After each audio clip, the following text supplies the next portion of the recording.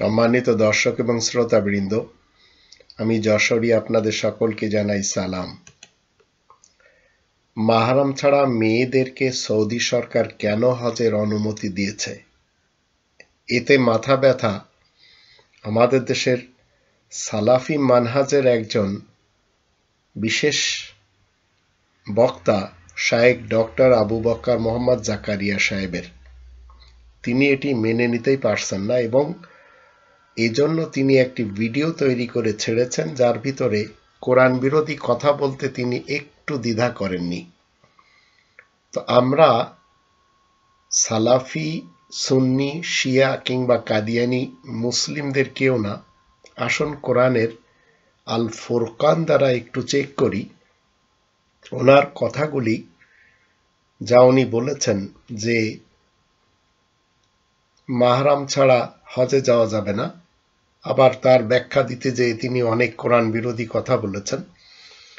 আমরা মূলত 3টি আয়াত নিয়ে আলোচনা করব এবং এই 3টি আয়াত থেকে আমরা জানব আমাদেরকে জাকারিয়া সাহেবের কথা মানতে হবে কিনা,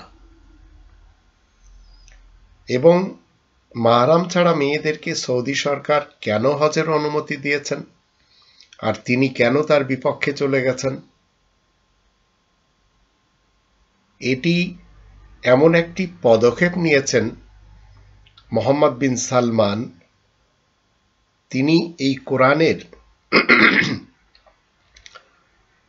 2 নম্বর সূরা আল বাকারার 256 নম্বর আয়াতকে ফলো করেছেন।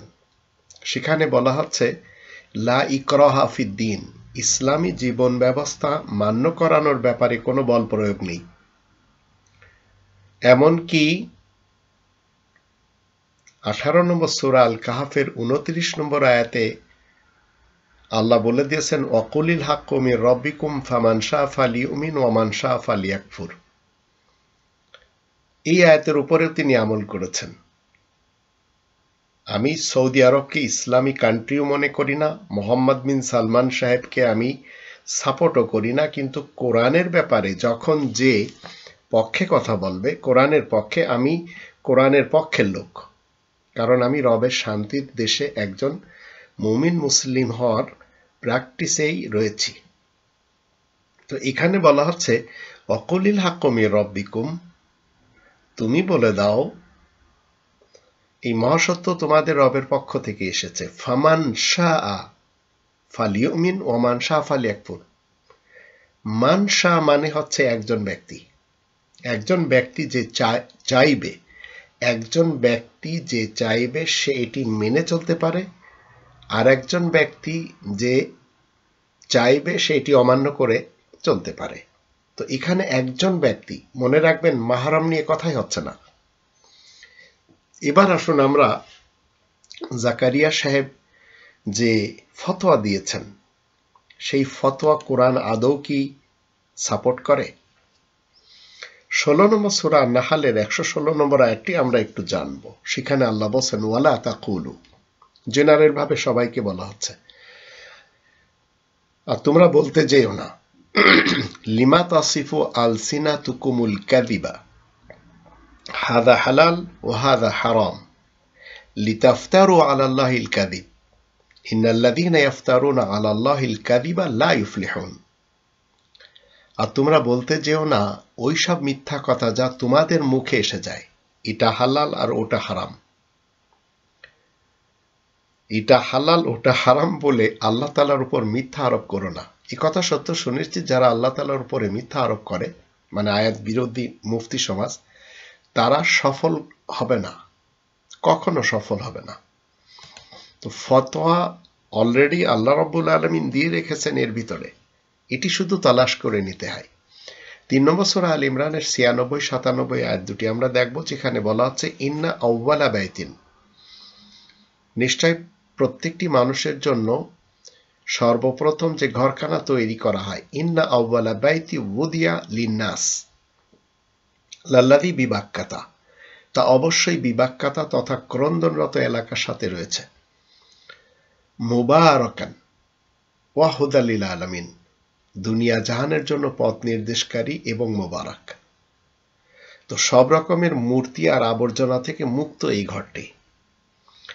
এই ঘরের ব্যাপারে এর পরের আয়াত 97 নম্বর আয়াতে বলা হচ্ছে, ফিহি আয়াতুম বাইয়িনাতুম মাকামু ইব্রাহিম। এই ঘরটির ভেতরে স্পষ্ট নিদর্শন রয়েছে ইব্রাহিমের দাঁড়ানোর স্থান, মাকামে ইব্রাহিম। ওয়ামান, মনে রাখবেন, ওয়ামান একজন ব্যক্তির জন্য বলা হচ্ছে, ওয়ামান দাখালাহু কানা আমিনা। যে কোনো ব্যক্তি এর ভিতরে প্রবেশ করবে সে নিরাপদ হবে।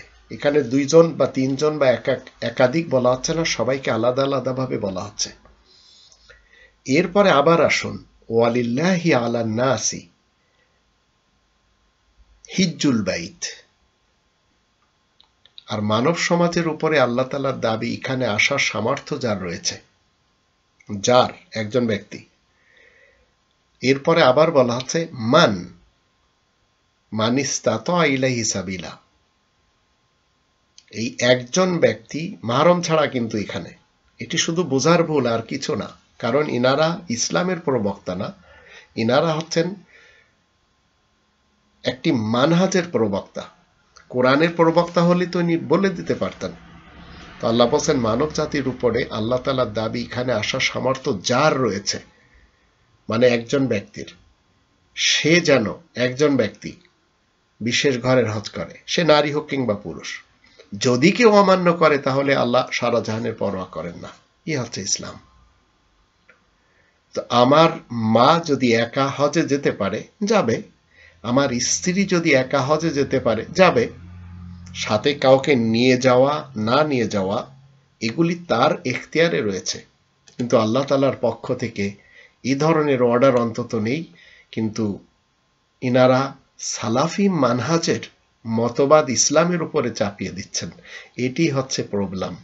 তাই আসুন আমরা কোরআনকে মেনে ইনাদের ব্যাপারে একটু চিন্তা করি যে আল ফুরকান 2 নম্বর সূরা আল বাকারার 185 নম্বর আয়াত মতে, 25 নম্বর সূরা আল ফুরকানের প্রথম আয়াত মতে এবং 50 নম্বর সূরা কফের 45 নম্বর আয়াত মতে ফাযাক্কির বিল কোরআন, এই কোরআনের সাথে আমরা উপদেশ দেওয়া শিখি। তাহলে জনগণ পথভ্রষ্ট হয়ে কেউ সালাফি হবে না, কেউ কাদিয়ানি হবে না, কেউ সুন্নি হবে না, কেউ শিয়া হবে না। কারণ 22 নম্বর সূরা আল হজ এর 78 নম্বর আয়াতে আল্লাহ বলে দিয়েছেন, হুয়া সাম্মাকুমুল মুসলিমিন, সেই সত্তা তোমাদের নাম মুসলিমিন রেখেছেন। তাই আসুন আমরা মুসলিমিন হয়ে, যদি আমার কাছে টাকা থাকে আমি একা হজে যেতে পারবো, উমরা করতে যেতে পারবো। যদি আমি পুরুষ হই কিংবা নারী হই, যেই হোক না কেন যেতে পারবে, কোনো সমস্যা নেই।